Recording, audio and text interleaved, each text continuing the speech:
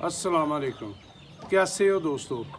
उम्मीद करने हैं कि सारे दोस्त वीर भरा सब ठीक ठाक होणगे। दोस्तों अज दी साडी वीडियो दा टॉपिक है, सानू काफ़ी दोस्तां वीरां भरावां ने कमेंट कीते ने कि मुर्गा बुत नहीं पांदा। मौसम के हिसाब नाल असीं वीडियो बना रहे सां, लेकिन सानू एक वीडियो विच इह बनानी पई है कि मुर्गा बुत क्यों नहीं पांदा। मुर्गी आंडे भी दे रही है, लेकिन मुर्गा बुत बच्चे जो मुर्गी बिठाने बच्चे नहीं निकलते। इहदियां एक दो वजूहात होंदियां ने दोस्तों। एक वीडियो ज़रा हुण गौर नाल सुन लैनी है। एक दो वजूहात होंदियां ने कि जिन्हां दी वजह नाल मुर्गी आंडे भी दे देंदी है और बच्चे भी नहीं निकलते। उन्होंने ही आंदे ने कि मुर्गा बुत नहीं पांदा। अगर तुसी साडा चैनल लाइक सबसक्राइब नहीं किया कर लो, ताकि आने वाली भी वीडियो तुहाडे तक बर वक्त पहुँचती रहे। मुर्गा बुत क्यों नहीं पांदा? इहदियां दो वजूहात होंदियां, मुर्गी वाली साइड ते भी और मुर्गे वाली साइड ते भी। एक चीज़ नूं तुसी क्लीयर करोगे, दूसरी नूं नहीं करोगे तो तुस रिजल्ट उही जीरो ते रहोगे। जिन्नी देर दोवें चीज़ां नूं तुसी कवर नहीं करोगे, वो दोवें चीज़ां नूं कवर करोगे तो फिर रिजल्ट अल्लाह पाक की रहमत नाल तुहानूं इंशाअल्लाह 100% मिलेगा। अगर उन्हां चीज़ां नूं मिस करोगे, एक नूं भी मिस करोगे तो तां भी रिजल्ट जीरो ते। पहले नंबर ते असीं आ जाने मुर्गे वाली साइड ते कि मुर्गा बुत नहीं पांदा। एक तो मुर्गा तुसी चैक करना उम्र रसीदा भी है या दरम्याना है, किस तरह का वो मुर्गे का तुहानूं पता है, उहदी एज का सारे निज़ाम का तुहानूं पता है। असी गल करांगे असल टॉपिक पे कि मुर्गे वाली साइड सब तो पहला उहदी खुराक बेहतर करो। तुसी ये वेखो कि उन्होंने की उहदा खुराक की है, उहदी खुराक बेहतर करो, उन्होंने विटामिन दिओ। ਜਦੋਂ दोस्तों विटामिन की कमी होंदी है ना, तो मुर्गा अंदरों कमज़ोर हो जाता। बाहरों तुहानूं दिसदा है कि साडा परिंदा ठीक है, लेकिन उन्होंने विटामिन की इन्नी कमी होंदी है कि उहदे च वो जरासीम नहीं रहिंदे कि जिहड़े बच्चा पैदा कर सकन। इस वास्ते मुर्गा बुत नहीं पांदा। हुण मुर्गे नूं तुसी किहड़ी चीज़ इस्तेमाल करानी है? तुसी लै लो आम पंसारी तो कई दोस्तों ने अगे भी शेयर किया कि गुडोए मिलते हैं। गुडोए मिलते हैं, तुसी पंसार स्टोर ते जाओगे गुडोए मिलणगे। उतों घट तो घट लै लो,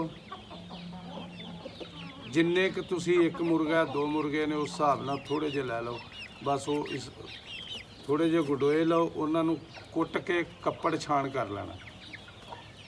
उस तो बाद मोटी इलाची के बी लैने ने तुसी। गुडोए मोटी इलाची के बी लैने ने, उतला छिलका कट देना, उन्होंने भी बिल्कुल बरीक पाउडर कर देना। मोटी इलाची के बी पाउडर कर लिया। ये दोवां चीज़ां नूं जदों पाउडर कर लेना तो मनक्का लै लेना। ये दोवां चीज़ां का चुटकी पाउडर मनक्के दे अंदर रख के तुसी अपने परिंदे नूं दे देना। 2 घंटे कोशिश करनी है कि उन्होंने पानी शानी नहीं देना, ना कोई खाए ना कोई पीए। जो पहला थोड़ा बहुता उसकी पोट च है ठीक है, ये दे के 2 घंटे उन्होंने तकरीबन बंद कर देना। उस तो बाद जो मर्जी पिया खाए। ये तकरीबन देना पेगा तैनूं कोई 10 दिन 15 दिन यदि एवरेज है। उस तो बाद इंशाअल्लाह ताला अल्लाह पाक की रहमत नाल मुर्गा बेहतरी वाली साइड पर चला जाएगा। दूसरी साइड पर असीं आ जाने मुर्गी वाले पासे। मुर्गी तो दोस्तों अक्सर तुसी वेख्या होएगा, एक तो चर्बी छड़ दिओ क्योंकि आंडे दे रही है। आंडे दे तो रही है, तुसी उहदे साइड ते चले जाओ। वो असीं तुहानूं एक चीज़ एंड ते बाद च दसने कि ये चीज़ां पैदा क्यों होंदियां ने। तुसी वही हल करी जाना, इंशाअल्लाह ताला इस नौबत तक काम पहुँचेगा ही नहीं। मुर्गी दे जदों तुसी वेखोगे ना, सीजन आउंदा मौसम आउंदा, तो कोशिश करो उहदे थल्ले वाले खंभ ਬੂੰਡੇ ਦੇ ਥੱਲੇ ਜਿਹੜੇ ਖੰਭ ਨੇ ਉਹ ਕੱਟ ਦਿਓ, ਛੋਟੇ ਛੋਟੇ ਪਰ ਹੁੰਦੇ ਨੇ, ਤਾਂ ਕਿ ਅੱਛੀ ਤਰ੍ਹਾਂ ਕ੍ਰਾਸ ਹੋ ਸਕੇ।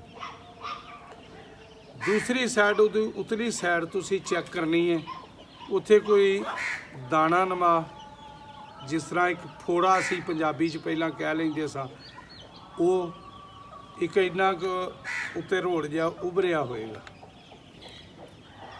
ਪਿੱਛੇ ਬੂੰਡੇ ਵਾਲੀ ਜਗ੍ਹਾ ਦੇ ਬਿਲਕੁਲ ਜੋੜ ਦੇ ਉੱਤੇ ਉਹ ਮੂਵਮੈਂਟ ਨਹੀਂ ਕਰਨ ਦਿੰਦਾ, ਫਿਰ ਪੂਰੇ ਪਿਛਲੇ ਬੂੰਡੇ ਨੂੰ ਤੁਸੀਂ ਗੌਰ ਕਰਿਓ। ਨੰਬਰ 2, ਮੁਰਗਾ ਜਦੋਂ ਕ੍ਰਾਸ ਕਰਨ ਲੱਗੇਗਾ ਉਦੋਂ ਵੀ ਤੁਹਾਡੀ ਮੁਰਗੀ ਛੋਟੀਆਂ ਛੋਟੀਆਂ ਆਵਾਜ਼ਾਂ ਕੱਢੇਗੀ। ਕਿਉਂ ਕੱਢੇਗੀ? ਉਹ ਪੂਰਾ ਬੂੰਡਾ ਉੱਤੇ ਨਹੀਂ ਜਾ ਰਿਹਾ, ਉਸ ਟਾਈਮ ਉਹ ਥੋੜੀ ਤਕਲੀਫ ਮਹਿਸੂਸ ਕਰਦੀ ਹੈ। ਉਹਦੀ ਵਜ੍ਹਾ ਨਾਲ ਮੁਰਗਾ ਕ੍ਰਾਸ ਕਰਦਾ ਲੇਕਿਨ ਬੁੱਤ ਨਹੀਂ ਪਾਉਂਦਾ, ਕਿਉਂਕਿ ਅਸਲ ਜਰਾਸੀਮ ਉਸ ਜਗ੍ਹਾ ਤੱਕ ਨਹੀਂ ਪਹੁੰਚ ਰਹੇ ਜਿੱਥੇ ਤੱਕ ਪਹੁੰਚਣੇ ਚਾਹੀਦੇ ਨੇ, ਜਿਹਦੀ ਵਜ੍ਹਾ ਨਾਲ ਬੁੱਤ ਨਹੀਂ ਪਾਉਂਦਾ। ਮੁਰਗੀ ਵਾਲੀ ਸਾਈਡ ਵੀ ਤੁਸੀਂ ਕਲੀਅਰ ਕਰਨੀ ਹੈ। ਮੁਰਗੀ ਵਾਲੀ ਸਾਈਡ ਤੁਸੀਂ ਕਿਵੇਂ ਕਲੀਅਰ ਕਰਨੀ ਹੈ? ਅਗਰ ਤੇ ਉਹ ਤੁਸੀਂ ਚੈੱਕ ਕਰ ਲਓ, ਅਗਰ ਦੋਵਾਂ ਸਾਈਡਾਂ ਤੋਂ ਇਸ ਤਰ੍ਹਾਂ ਦਬਾਉਣ ਨਾਲ ਉਹ ਕਿੱਲ ਜਿਹਾ ਗੰਦਾ ਮਾਦਾ, ਗੰਦਾ ਪਾਣੀ ਉਹਦੇ 'ਚੋਂ ਬਾਹਰ ਆਉਂਦਾ ਤੇ ਠੀਕ ਹੈ, ਤੇ ਉਸ ਨੂੰ ਥੋੜ੍ਹਾ ਜਿਹਾ ਦਬਾਓਗੇ, ਗੰਦਾ ਮਾਦਾ, ਗੰਦਾ ਪਾਣੀ ਸਾਰਾ ਬਾਹਰ ਨਿਕਲ ਜਾਏਗਾ। ਇਨਸ਼ਾਅੱਲਾ ਤਾਲਾ ਉਹ ਵੀ ਕਲੀਅਰ ਹੋ ਜਾਏਗਾ। ਉਸ ਤੋਂ ਬਾਅਦ ਉਹਦੇ 'ਤੇ ਤੁਸੀਂ ਥੋੜ੍ਹਾ ਜਿਹਾ ਤੇਲ ਲਾ ਕੇ ਹਲਦੀ ਲਾ ਦਿਓ। ਹਲਦੀ ਐਂਟੀਬਾਇਓਟਿਕ ਹੁੰਦੀ ਹੈ, ਹਲਦੀ ਬਹੁਤ ਜਲਦੀ ਜ਼ਖਮ ਕਲੀਅਰ ਕਰਦੀ ਹੈ। ਤੁਸੀਂ ਹਲਦੀ ਲਾ ਦਿਓਗੇ, ਉਹ ਵੀ ਠੀਕ ਇਨਸ਼ਾਅੱਲਾ ਹੋ ਜਾਏਗੀ। ਜੋੜ ਲਾਉਣ ਤੋਂ ਪਹਿਲਾਂ ਇਹਨਾਂ ਚੀਜ਼ਾਂ ਦਾ ਖਾਸ ਖਿਆਲ ਕਰ ਲੈਣਾ।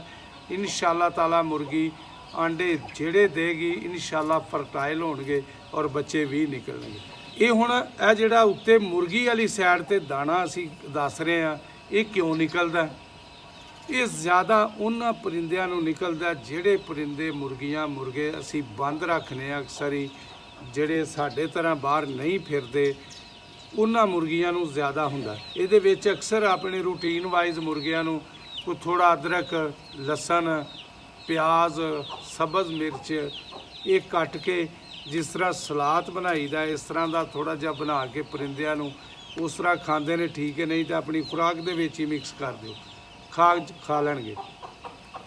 ਇਹ ਦਿੰਦੇ ਰਿਹਾ ਕਰੋ ਤਾਂ ਕਿ ਇਹਨਾਂ ਮੂਜ਼ੀ ਬਿਮਾਰੀਆਂ ਤੋਂ, ਇਹਨਾਂ ਚੀਜ਼ਾਂ ਤੋਂ ਜਾਨ ਛੁੱਟੀ ਰਹੇ ਔਰ ਇਸ ਨੌਬਤ ਤੱਕ ਤੁਸੀਂ ਪਹੁੰਚੋ ਹੀ ਨਾ। ਤੇ ਇਨਸ਼ਾਅੱਲਾ ਤਾਲਾ ਅੱਲਾਹ ਪਾਕ ਦੀ ਰਹਿਮਤ ਨਾਲ ਇਹ ਸਾਰੀਆਂ ਚੀਜ਼ਾਂ ਕਲੀਅਰ ਹੋ ਜਾਂਦੀਆਂ ਨੇ। ਬਾਕੀ ਵੀਡੀਓ ਪਸੰਦ ਆਏ ਲਾਈਕ ਸ਼ੇਅਰ ਜ਼ਰੂਰ ਕਰਿਓ, ਕਮੈਂਟਾਂ 'ਚ ਦੱਸਿਓ। ਆਪਣਾ ਬਹੁਤ ਖਿਆਲ ਰੱਖਿਓ। ਅੱਲਾਹ ਹਾਫਿਜ਼।